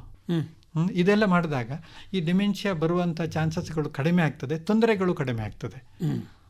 ಈಗ ಈ ಅಲ್ಝೀಮರ್ಸ್ ಅನ್ನುವಂಥ ಒಂದು ಕಾಯಿಲೆ ಬಗ್ಗೆ ಹೇಳಿದರೆ ಇತ್ತೀಚಿನ ದಿನಗಳಲ್ಲಿ ತುಂಬ ಕೇಳ್ತೇವೆ. ಈ ಕಾಯಿಲೆ ಒಂದು ವಿಶೇಷವಾಗಿ ಹೀಗೆಯೇ ಬರುವುದು ಅಂತ ಹೇಳಿ ಉಂಟಾ? ಇದಕ್ಕೇನಾದರೂ ಔಷಧಿಗಳುಂಟಾ, ಹೇಗೆ ಅನ್ನುವಂಥದ್ದು? ಅಲ್ಝೀಮರ್ಸ್ ಕಾಯಿಲೆ ಈಗ ನಾವು ಹೆಚ್ಚು ಕಂಡುಬರುತ್ತಿದ್ದಕ್ಕೆ ಒಂದು ಕಾರಣ ಏನು ಅಂತ ಹೇಳಿದರೆ, ನಮ್ಮ ಮನುಷ್ಯ ಬದುಕುವಂಥದ್ದು ಹೆಚ್ಚಾಗಿದೆ. ಈಗ ಹಿಂದೆ 50 ವರ್ಷ ಸ್ವಾತಂತ್ರ್ಯದ ಸಮಯದಲ್ಲಿ ಒಂದು 50 ವರ್ಷಗಳ ಕಾಲ ಮನುಷ್ಯನ ಎವರೇಜ್ ಬದುಕು ಅಂತೇಳಿ ಅನ್ನುವಂಥದ್ದಿದ್ದರೆ ಈಗ ಸಾಧಾರಣ 70 ವರ್ಷಕ್ಕೆ ಸೇರಿದೆ. ಈ ಅಲ್ಝೀಮರ್ಸ್ ಅನ್ನುವಂಥ ಕಾಯಿಲೆ ಹೆಚ್ಚಾಗಿ ನಾವು ನೋಡುವಂಥದ್ದು ಪ್ರಾಯ ಸವೆದಾಗ. Risk factor for Alzheimer's is age. ನಾವು ಹೆಚ್ಚು ಪ್ರಾಯ ಆದಾಗೆ ಹೆಚ್ಚು ಚಾನ್ಸಸ್ಗಳು. ಸೊ ಇದನ್ನು ನಾವು ನಿಲ್ಲಿಸಲಿಕ್ಕೆ ಆಗೋದಿಲ್ಲ, ಅವುಗಳಾಗುವಂಥದ್ದು. ಆದರೆ ಕಾರಣಗಳನ್ನು ನೋಡಿದಾಗ ಹೆಚ್ಚಾಗಿ ಕಾಣಿಸುವಂಥದ್ದು ಇದು ಜೆನೆಟಿಕಲಿ ಸ್ವಲ್ಪ ಕಾಂಟ್ರಿಬ್ಯೂಷನ್ ಇದೆ, ಜೀನ್ಸ್ಗಳು ಇದಕ್ಕೆ ಕಾರಣಗಳಿದೆ ಅಂತೇಳಿ. ಇದಕ್ಕೆ ಅದರಲ್ಲಿ ಪ್ರೊಸೆಸ್ಗಳು ಹೇಗಿರ್ತದೆ ಅಂತೇಳಿ, ಮೆದುಳಲ್ಲಿ ಒಂದು ಥರದ ಪ್ರೋಟೀನ್, ಟಾವೋ ಪ್ರೋಟೀನ್ ಅನ್ನುವಂಥ ಪ್ರೋಟೀನ್ಗಳು ಸೇರಿಕೊಂಡು ಮೆದುಳಿನ ನರಕೋಶಗಳನ್ನು ಹಾಳು ಮಾಡಿಕೊಂಡು ಹೋಗುವಂಥದ್ದು ಕಾಣಿಸ್ತಾ ಇರುವಂಥದ್ದು. ಇದನ್ನು ಕಡಿಮೆ ಮಾಡುವಂಥ ಪ್ರಯತ್ನದ ಸಂಶೋಧನೆಗಳು ಕೋಟಿಗಟ್ಟಲೆ ಹಣಗಳನ್ನು ಸ್ಪಾನ್ಸರ್ಶಿಪ್ ಹಾಕ್ಕೊಂಡು ನಡೀತಾ ಇದೆ. ಪರಿಹಾರವೂ ಸಿಕ್ಕಿದೆ, ಒಂದು ಹಂತದವರೆಗೆ ಅದಕ್ಕೆ ಮದ್ದುಗಳು ಬಂದಿದೆ. ಅದರಲ್ಲಿ ಪ್ರೊಸೆಸನ್ನು ಸ್ಲೋ ಮಾಡಲಿಕ್ಕಾಗ್ತದೆ. ಇನಿಷಿಯಲ್ ಸ್ಟೇಜಸ್ ಎಲ್ಲ ಹಾಕಿದರೆ ತುಂಬ ಬೇಗ ತುಂಬ ಕೆಳಮಟ್ಟಕ್ಕೆ ಹೋಗ್ತಾ ಇರುವಂಥ ಕಾಯಿಲೆಯನ್ನು ಸ್ವಲ್ಪ ನಿಧಾನವಾಗಿ ಮಾಡಲಿಕ್ಕಾಗುವಂಥ ಕಾಯಿಲೆಗಳು ಬಂದಿದೆ. ಮುಂದಕ್ಕೆ ಬರದ ಹಾಗೆ ಆಗಿರುವಂಥ ಪ್ರೋಟೀನ್ಗಳನ್ನು ಡಿಸಾಲ್ವ್ ಮಾಡುವ ಹಾಗೆ, ಅದನ್ನು ನಿಲ್ಲಿಸುವ ಹಾಗೆ ಮಾಡುವಂಥ ವ್ಯಾಕ್ಸಿನ್ಗಳಿಗೆಲ್ಲ ಪ್ರಯತ್ನಗಳು ನಡೀತಾ ಇದೆ. ಆದರೆ ಅವುಗಳು ಬರಲಿಕ್ಕೆ ಸಮಯ ಬೇಕು. ಆದರೆ ನಾವು ಅದರ ನಿರೀಕ್ಷೆಯಲ್ಲಿದ್ದೀವಿ. ಆದರೆ ಈ ಮಾತ್ರೆಗಳು, ಈ ಏನು ಅವೈಲೇಬಲ್ ಟ್ರೀಟ್ಮೆಂಟ್ ಇದೆ, ಇದನ್ನು ನರಶಾಸ್ತ್ರಜ್ಞಗಳ ಜೊತೆ ಅಥವಾ ಸೈಕ್ಯಾಟ್ರಿಸ್ಟ್ ಹತ್ರ ಎಲ್ಲ ಮಾತಾಡಿ ಅದನ್ನು ಶುರು ಮಾಡಿದರೆ ಪ್ರೊಸೆಸನ್ನು ನಿಧಾನ ಮಾಡಿಕೊಳ್ಳಿಕ್ಕೆ ಆಗ್ತದೆ. ಇನ್ನೊಂದು, ಮನೆಯವರಿಗೆ ಅದನ್ನು ಅರ್ಥಪಡಿಸಿಕೊಟ್ರೆ ಅವರಿಗೆ ಇವರ ಜೊತೆ ಒಂದು ಹೊಂದಾಣಿಕೆ ಮಾಡಿಕೊಂಡು ಬದುಕಲಿಕ್ಕೂ ಸ್ವಲ್ಪ ಸುಲಭ ಆಗ್ತದೆ. ಈಗ ಅರ್ಥಪಡಿಸುವುದು ಅಂದರೆ ಯಾವ ಥರ ಅನ್ನೋದು? ಅಂದರೆ ಈ ಮರೆಗುಳಿತನ ಏನು ಅಲ್ಝೀಮರ್ಸ್ ಅಂತ ಹೇಳ್ತೀವಿ ಅಥವಾ ಡಿಮೆನ್ಷಿಯಾ ಅಂತ ಹೇಳ್ತೀವಿ, ಇವುಗಳು ಬಂದಾಗ ಹೆಚ್ಚಿನವ್ರು ಏನು ಅಂದ್ಕೊಳ್ತಾರೆ ಅಂತ ಹೇಳಿದರೆ, ಒಂದು ಥರದ ಜನಗಳ ನಂತರ ಇದು 60 ಆಯಿತು, ಅರಳು ಮರಳು ಅನ್ನುವಂಥದ್ದು ಸಾಮಾನ್ಯ ಅನ್ನುವಂಥದ್ದು ಒಂದು ಒಪ್ಪಿಕೊಳ್ತಾರೆ. ಅದಾದರೆ ಸ್ವಲ್ಪ ಹೆಚ್ಚಾದಾಗ ಕೆಲವೊಮ್ಮೆ ಅವರಿಗೆ ಕೆಲವು ಥರದ ಮಾನಸಿಕ ಸಮಸ್ಯೆಗಳು, ಅವರ ಬಿಹೇವಿಯರ್ಸಲ್ಲಿ, ನಡವಳಿಕೆಯಲ್ಲಿ ಸಮಸ್ಯೆಗಳು ಬರ್ತವೆ. ಇದನ್ನು ಅರ್ಥ ಮಾಡಿಕೊಳ್ಳಿಕ್ಕೆ ಆಗದೇ ಇದ್ದರೆ ಇವರು ಬೇಕು ಅಂತೇಳಿ ಮಾಡ್ತಾರೆ, ನನ್ನನ್ನು ದ್ವೇಷ ಮಾಡ್ತಾರೆ, ಅಲ್ಲಿ ಸುಮ್ಮನೆ ಭ್ರಮೆಯಲ್ಲಿ ಹೊರಗೆ ಕೂತಿದ್ದಾರೆ ಅಂತ ಹೇಳ್ತಾರೆ, ಮಾತಾಡ್ತಾರೆ ಅಂತ ಹೇಳ್ತಾರೆ. ಇವರು ಹೋದರೆ ದೇವಸ್ಥಾನಕ್ಕೆ ಹೋಗೋದು ಹೆಚ್ಚು ಮಾಡಿದ್ದಾರೆ, ಇವರಿಗೆ ಸುಮ್ಮನೆ ಟೆನ್ಷನ್ ಮಾಡ್ಕೊಂಡು ಕೂತ್ಕೊಳ್ತಾರೆ. ಇವುಗಳೆಲ್ಲ ನಾವು ಮರೆಗೊಳಿತನದ ಹಿಂಬದಿಯಿಂದ ಅವನ ಮನುಷ್ಯನನ್ನು ಅರ್ಥ ಮಾಡಿಕೊಳ್ಳಿಕ್ಕೆ ಹೋದರೆ ಇದು ಅವನ ಮೆದುಳಿನ ಕೆಪಾಸಿಟಿ ಕಡಿಮೆ ಆಗಿರೋದ್ರಿಂದ ಆಗಿರುವಂಥದ್ದು. ಇದನ್ನು ಮದ್ದು ಕೊಟ್ಟು ಸರಿ ಮಾಡಲಿಕ್ಕೂ ಆಗ್ತದೆ. ಆದರೆ ಮನೆಯವರಿಗೆ ಇವುಗಳು ಅರ್ಥ ಆಗದೇ ಇದ್ದರೆ ಅವರೇನು ಅಂದ್ಕೊಳ್ತಾರೆ, ಇದು ಬೇಕು ಅಂತೇಳಿ ನಮಗೆ ತೊಂದರೆ ಕೊಡಲಿಕ್ಕೆ ಮಾಡುವಂಥದ್ದು, ಇವರುಗಳು ಇಷ್ಟು ಸಮಸ್ಯೆ ನಮಗೆ ಮಾಡ್ತಾರೆ, ನನಗೆ ಕೆಲಸಕ್ಕೆ ಹೋಗುವಾಗ ಮಾಡ್ತಾರೆ, ನನ್ನನ್ನು ಜೀವ ಒಂದು ರಾತ್ರಿಯಲ್ಲಿ ನಿದ್ದೆ ಮಾಡಲಿಕ್ಕೆ ಬಿಡುವುದಿಲ್ಲ, ಇಡೀ ದಿವಸ ಮನೆಯಿಂದ ಎದ್ಕೊಂಡು ಹೋಗ್ತಾರೆ, ನನ್ನ ಮನೆ ಅಲ್ಲ ಅಂತೇಳಿ ಹೇಳ್ತಾರೆ, ಅವರೇ ಕಟ್ಟಿದ ಮನೆ. ಅಂದರೆ ಇದು ಪರ್ಪಸ್ಫುಲ್ ಮಾಡೋದು ಅಂತೇಳಿ ಅಂದ್ಕೊಂಡು ಎರಡೂ ಕಡೆಯಲ್ಲೂ ಟೆನ್ಷನ್ಗಳು ಹೆಚ್ಚಾಗ್ತದೆ. ಅದು ಎಬ್ಯೂಸ್ವರೆಗೆ ಹೋಗ್ತದೆ. ಅಂದರೆ ಜೋರು ಮಾಡೋದು, ಬೈಯೋದು, ಕೆಲವೊಮ್ಮೆ ಹೊಡೆತ, ಕೆಲವೊಮ್ಮೆ ಕೊನೆಯಲ್ಲಿ ಹಾಕೋದು, ಒಂದು ಕೊನೆಯಲ್ಲಿ ಕೂಡಿಸಿ ಬಿಡೋದು, ಈ ಥರ ಮಾಡಿಬಿಡ್ತಾರೆ. ಇದನ್ನು ದೂರ್ಲಿಕ್ಕಾಗೋದಿಲ್ಲ. ಅಂದರೆ ಅಜ್ಞಾನದಿಂದ ಮಾಡಿರುವಂಥದ್ದು. ಗೊತ್ತಿದ್ದು ಮಾಡಿದರೆ ಒಂದು ವಿಷಯ ಬೇರೆ. ಅವರು ಅರ್ಥ ಮಾಡಿಕೊಂಡ್ರೆ ಈ ಹಿರಿಯ ವ್ಯಕ್ತಿಯ ಜೀವನವೂ ಚೆನ್ನಾಗಿ ನಡೀತದೆ, ಅವರನ್ನು ನೋಡಿಕೊಳ್ಳುವವರು ಒಂದು ಸ್ಟ್ರೆಸ್ ಇಲ್ಲದೆ ಬದುಕ್ತಾರೆ. ಈಗ ಸಾಮಾನ್ಯ ನಾವೊಂದು ಜನರ ಮೆದುಳಿನ ಒಂದು ಲೆಕ್ಕವನ್ನು ಮಾಡುವುದಿದ್ರೆ IQ ಅಂತ ಹೇಳುವಂಥ ಒಂದು ಶಬ್ದವನ್ನು ಕೇಳ್ತೇವೆ. ಹೌದು. ಅದಕ್ಕೂ ಈ ನೆನಪು ಮತ್ತು ಮರೆವಿಗೂ ಸಂಬಂಧ ಉಂಟಾ? ಹೌದು. ಅಂದರೆ ಒಂದು ರೀತಿಯ ಸಂಶೋಧನೆಗಳು ಏನು ಹೇಳ್ತವೆ ಅಂತ ಹೇಳಿದರೆ, ಹೆಚ್ಚು ಬುದ್ಧಿವಂತಿಕೆಗೆ ಬೇಕಾಗಿರುವಂಥದ್ದನ್ನು ಕೊಡದಿದ್ರೆ, ಅಂದರೆ ಈ ಶಾಲೆಗೆ ಕಡಿಮೆ ಹೋದವರು, ಹೆಚ್ಚು ಕಲಿಕೆ ಇಲ್ಲದವರಲ್ಲಿ ಸ್ವಲ್ಪ ಡಿಮೆನ್ಷಿಯಾ ಅನ್ನುವಂಥದ್ದು ಸ್ವಲ್ಪ ಬೇಗ ಹೆಚ್ಚು ಅನ್ನುವಂಥದ್ದು ಒಂದು ಕಂಡು ಬಂದಿರುವಂಥ ಅಂಶ. ಒಂದು ವೇಳೆ ಚೆನ್ನಾಗಿ ಶಾಲೆಗೆ ಹೋಗಿದ್ದಾರೆ, ಕಲ್ತಿದ್ದಾರೆ, ಅವರಿಗೆ ಒಂದಷ್ಟು ಮೆದುಳಿನ ಚಟುವಟಿಕೆ ಮಾಡುವಷ್ಟು ಅವರಿಗೆ ಅನುಭವ ಇದೆ, ಮಾಡ್ತಾರೆ ಅಂತ, ಮೆದುಳನ್ನು ತುಂಬ ಆಕ್ಟಿವ್ ಆಗಿ ಇಡಲಿಕ್ಕೆ ಆಗ್ತದೆ ಅಂಥೇಳಿ ಆದರೆ ಅವರ ಮೆದುಳಿನ ಚಟುವಟಿಕೆ ಮುಂದೆ ತುಂಬ ಸಮಯ ನಡೀತದೆ, ಡಿಮೆನ್ಷಿಯಾವನ್ನು ಮುಂದೂಡ್ಬೋದು ಅಂಥೇಳಿ. ಇದು ಇಂಪಾರ್ಟೆಂಟ್. ಯಾಕೆ ಅಂತ ಹೇಳಿದರೆ, ನಮ್ಮ ಭಾರತದ 20-25% ಜನ ಇನ್ನೂ ಶಾಲೆಗೆ ಹೋಗಲಿಲ್ಲ, ಬರೀಲಿಕ್ಕೆ ಗೊತ್ತಿಲ್ಲ. ಇವರ ಎಜುಕೇಷನನ್ನು ಸ್ವಲ್ಪ ಚೆನ್ನಾಗಿ ಮಾಡಿದ್ರೂ ಮುಂದಕ್ಕೆ ಬರುವಂಥ ಡಿಮೆನ್ಷಿಯಾನ ಸ್ವಲ್ಪ ಕಡಿಮೆ ಮಾಡಲಿಕ್ಕೆ ಆಗ್ತದೆ. ನಾನು ಹೇಳ್ತಾ ಕಡಿಮೆ ಕಲಿತವರದ್ದಲ್ಲ, ಕಲೀಲಿಕ್ಕೆ ಎಕ್ಸ್ಪೋಷರೇ ಇಲ್ಲದವರು, ಅವಕಾಶಗಳಿಲ್ಲದವರು, ಕಲಿಯದೇ ಇದ್ದವರು, ಇವರಲ್ಲಿ ಸ್ವಲ್ಪ ಬೇಗ. ಅದು ಸರಿ. ಈಗ ಒಟ್ಟಾರೆಯಾಗಿ ಈ ಮರೆವನ್ನು ಕಡಿಮೆ ಮಾಡಬೇಕು ಅಂತ ಹೇಳಿದರೆ, ತುಂಬ ಜನ ಹೇಳ್ತಾರೆ ಈ ಥರದ ಏಜಲ್ಲಿ ಬರುವಂತಹ ಮರೆವನ್ನು ಕಮ್ಮಿ ಮಾಡಬೇಕಿದ್ರೆ ಬುದ್ಧಿವಂತಿಕೆಯ ಆಟಗಳನ್ನು, ಚೆಸ್ಸೋ ಅಥವಾ ಆ ಥರದ ಏನೋ ಲೆಕ್ಕ ಅಥವಾ ಆ ಥರ ಮೆದುಳಿಗೆ ಕಸರತ್ತು ಕೊಡುವ ಕೆಲಸಗಳನ್ನು ಮಾಡಿದರೆ ಅದು ಸ್ವಲ್ಪ ಮಟ್ಟಿಗೆ ಕಡಿಮೆ ಮಾಡ್ಬೋದು. ಹೌದಾ ಇದು ಅನ್ನೋದು? ಹೌದು, ನಾನು ಒಪ್ಪಿಕೊಳ್ತೇನೆ ಇದನ್ನು. ಏನು ಮೆದುಳಿಗೆ ಚಟುವಟಿಕೆಗಳನ್ನು ಮೆದುಳಿಗೆ ಕೊಡುವಂಥದ್ದು ಇದೆಯೋ ಅಂಥವುಗಳನ್ನು ಮಾಡ್ತಾ ಇದ್ದರೆ ಆ ಜಾಗಗಳು, ಆ ಮೆದುಳಿನ ಆ ಅಂಗಗಳು ಚೆನ್ನಾಗಿ ಕೆಲಸ ಮಾಡ್ತಾ ಇರ್ತವೆ. ಆ ಕೆಲಸ ಯಾವತ್ತಿನವರೆಗೆ ಸಕ್ರಿಯವಾಗಿರ್ತದೋ ಅದು ನಾಶ ಆಗುವುದು ಕಡಿಮೆ. ನೀವು ಅದನ್ನು ಹಾಗೆಯೇ ಬಿಟ್ಟರೆ, ಅದಕ್ಕೆ ಕೆಲಸ ಕೊಡದಿದ್ದರೆ ಅದು ಬೇಗ ಮರ್ತು ಹೋಗ್ತದೆ. ಅಂದರೆ ಯಾವನು ಈಗ ಪದಬಂಧಗಳನ್ನು ಮಾಡುವಂಥದ್ದು, ಚೆಸ್ ಆಡುವಂಥದ್ದು, ಅಥವಾ ಅವನ ಅಕೌಂಟ್ಸ್ಗಳನ್ನು ಅವನೇ ನೋಡಿಕೊಳ್ತಾ ಇರುವಂಥದ್ದು, ಅಕೌಂಟ್ಸ್ಗಳನ್ನು ಕ್ಯಾಲ್ಕುಲೇಟ್ ಮಾಡ್ತಾ ಇರುವಂಥದ್ದು, ಬ್ಯಾಂಕಿಗೆ ಹೋಗ್ತಾ ಇರುವಂಥದ್ದು, ಇಂಥವುಗಳು, ಅಥವಾ ಅವನ ಇದು ಸಂಗೀತ ಆಗಿದ್ದರೆ ಆ ಸಂಗೀತವನ್ನು ಮುಂದುವರಿಸುವುದು ಅಂಥದ್ದು, ಒಂದು ಕಲಾವಿದನಾಗಿದ್ದರೆ ಆ ಕಲಾವಿದನಾಗಿ ಅದನ್ನು ಮುಂದುವರಿಸುವಂಥದ್ದು ಅವನಿಗೆ ತಪ್ತದೆ, ಅವನಿಗೆ ಗೊತ್ತಾಗೋದಿಲ್ಲ. ಅವನಿಗೆ ಸ್ಟೇಜ್ ಪರ್ಫಾರ್ಮೆನ್ಸ್ ಮಾಡಲಿಕ್ಕೆ ಆಗದೆ ಹೋಗ್ಬೋದು. ಆದರೆ ಮನೆಯಲ್ಲಿ ಅವನು ಪ್ರಾಕ್ಟೀಸ್ ಮಾಡೋದನ್ನು ಬೇಡ ಹೇಳುವಂಥದ್ದಲ್ಲ, ಪೇಪರ್ ಓದುವಂಥದ್ದು, TV ನೋಡುವಂಥದ್ದು, ಅದರ ಬಗ್ಗೆ ಚರ್ಚೆ ಮಾಡುವಂಥದ್ದು, ಇವುಗಳನ್ನೆಲ್ಲ ಮಾಡ್ತಾ ಇದ್ದರೆ ಈ ಡಿಮೆನ್ಷಿಯಾ ಬರುವಂಥದ್ದು ಕಡಿಮೆ. ಯಾವಾಗ ಅವನು ಒಳ ಸೇರಿಕೊಂಡು ಯಾವುದು ಬೇಡ ಅಂತೇಳಿ ಕೂತ್ಕೊಳ್ತಾನೋ ಅವನ ಡಿಟೋರಿಯೇಷನ್, ಅವನು ಇದಾಗುವಂಥದ್ದು ರೋಗ ಗಂಭೀರ ಸ್ವರೂಪವನ್ನು ಪಡೆದುಕೊಳ್ಳೋದು ಬೇಗ. ಈಗ ಒಟ್ಟಾರೆಯಾಗಿ ಹೇಳೋದಿದ್ರೆ ಈ ಮರೆವು ಅನ್ನುವ ಕಾಯಿಲೆ ಅಥವಾ ಮರೆವಿನ ಒಂದು ಸಮಸ್ಯೆಯನ್ನು ಕಡಿಮೆ ಮಾಡಲಿಕ್ಕೆ ಸಾಮಾನ್ಯವಾಗಿ ನಾವು ನಮ್ಮ ಜೀವಮಾನದಲ್ಲಿ ಏನು ಮಾಡಬೇಕು ಅನ್ನುವಂಥ ಫಿಸಿಕಲಿ ಮೆಂಟಲಿ ಆಕ್ಟಿವ್ ಆಗಿರಬೇಕು. ದೈಹಿಕವಾಗಿಯೂ ಮಾನಸಿಕವಾಗಿಯೂ ನೀವು ಕೆಲಸ ಮಾಡ್ತಾ ಇರಬೇಕು, ಸಕ್ರಿಯವಾಗಿರಬೇಕು, ಯಾವುದನ್ನು ಬಿಟ್ಟಿರಲಿಕ್ಕೆ ಆಗೋದಿಲ್ಲ. ಸದೃಢವಾದ ದೇಹದ ಒಳಗಡೆ ಸದೃಢವಾದ ಮನಸ್ಸು ಇರುವಂಥದ್ದು. ದೇಹವನ್ನು ಬಿಟ್ಟು ನಿಮ್ಮ ಮೆದುಳು ಇರುವುದಿಲ್ಲ, ಮೆದುಳಿದ್ದರೆ ಮಾತ್ರ ಮನಸ್ಸು ಸರಿ ಇರುವಂಥದ್ದು. ದೇಹವನ್ನು ಚೆನ್ನಾಗಿ ಕಾಪಾಡಿಕೊಳ್ಳಿ. ಏನು ನಾವು ಶುಗರು, ಬ್ಲಡ್ ಪ್ರೆಷರ್ ಅಂತ ಹೇಳ್ತೀವೋ ಇದನ್ನು ಚೆನ್ನಾಗಿ ನೋಡ್ಕೊಳ್ಬೇಕು, ಎಕ್ಸಸೈಸ್ ಮಾಡಬೇಕು, ಹಾರ್ಟ್ ಗಟ್ಟಿ ಇರಬೇಕು. ಹಾಗಿದ್ರೆ ಮಾತ್ರ ರಕ್ತ ಪರಿಚಲನೆ ಮೆದುಳಿಗೆ ಚೆನ್ನಾಗಿರ್ತದೆ. ಇದು ಒಂದು ಭಾಗ.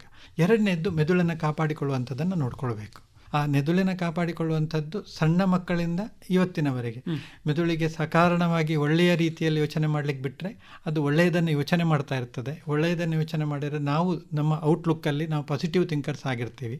ಈ ಪಾಸಿಟಿವ್ ಥಿಂಕರ್ಸ್ ಆಗಿದ್ದರೆ ನಮ್ಮ ಸ್ಟ್ರೆಸ್ ಕಡಿಮೆ ಆಗಿರ್ತದೆ. ಸ್ಟ್ರೆಸ್ ಅನ್ನುವಂಥದ್ದು ಡಿಮೆನ್ಷಕ್ಕೊಂದು ಕಾರಣ, ಡಿಪ್ರೆಷನ್ ಅನ್ನುವಂಥದ್ದು ಡಿಮೆನ್ಷಕ್ಕೊಂದು ಕಾರಣ. ಇವುಗಳನ್ನು ಬರದ ಹಾಗೆ ಪಾಸಿಟಿವ್ ಆಗಿ ಮೆದುಳಿಗೆ ಕೆಲಸವನ್ನು ಕೊಟ್ಟುಕೊಂಡು ನಮ್ಮ ಲಿಮಿಟೇಷನ್ಸ್ ಪ್ರಯ ಆಗ್ತಾ ಹೋದಾಗೆ ನಾವು ಯೌವನ ಅಲ್ಲ, ಅದನ್ನು ಅರ್ಥ ಮಾಡಿಕೊಂಡು ಆ ಮನೆಗೆ ಪೂರಕವಾಗಿ ನಾವು ಕೆಲಸಗಳನ್ನು ಮಾಡಿಕೊಂಡಿದ್ದರೆ ಅದು ನಿಮಗೆ ನಾವು ಹೇಳ್ತೀವಲ್ಲ ಅನಾಯಾಸೇನ ಮರಣ ಅಂತೇಳಿ ಅನ್ನೋದಕ್ಕೆ ಉಪಕಾರ ಆಗ್ತದೆ. ಸರಿ, ಒಳ್ಳೆಯದು ಡಾಕ್ಟರ್ ಉಂಡಾರು ಶ್ರೀನಿವಾಸ್ ಭಟ್ರೆ. ಮುಖ್ಯವಾಗಿ ಯುವಕರಲ್ಲಿ ಅಥವಾ ಪ್ರಾಯದವರಲ್ಲಿ, ನಂತರ 60 ವರ್ಷಕ್ಕಿಂತ ಹೆಚ್ಚಿನ ಪ್ರಾಯದವರಲ್ಲಿ ಯಾವ ರೀತಿಯಲ್ಲೆಲ್ಲ ತೊಂದರೆಗಳನ್ನು ಕೊಡುತ್ತದೆ, ಹೇಗೆ ಅದರಿಂದ ಸ್ವಲ್ಪ ಮಟ್ಟಿಗೆ ನಾವು ನಮ್ಮಷ್ಟಕ್ಕೆ ಅದನ್ನು ಪ್ರಾಕ್ಟೀಸ್ ಮಾಡಿಕೊಂಡ್ರೆ ಯಾವ್ಯಾವ ವಿಷಯಗಳನ್ನು ಅದರಿಂದ ಹೊರಗೆ ಬರಬಹುದು ಅನ್ನುವಂಥ ಒಂದು ಮಾತನ್ನು ಹೇಳಿದ್ರಿ. ಈ ಕಾರ್ಯಕ್ರಮದಲ್ಲಿ ಭಾಗವಹಿಸಿದ್ದಕ್ಕೆ ಧನ್ಯವಾದಗಳು ಸರ್. ನಮಸ್ಕಾರ. ನಮಸ್ಕಾರ, ಧನ್ಯವಾದಗಳು.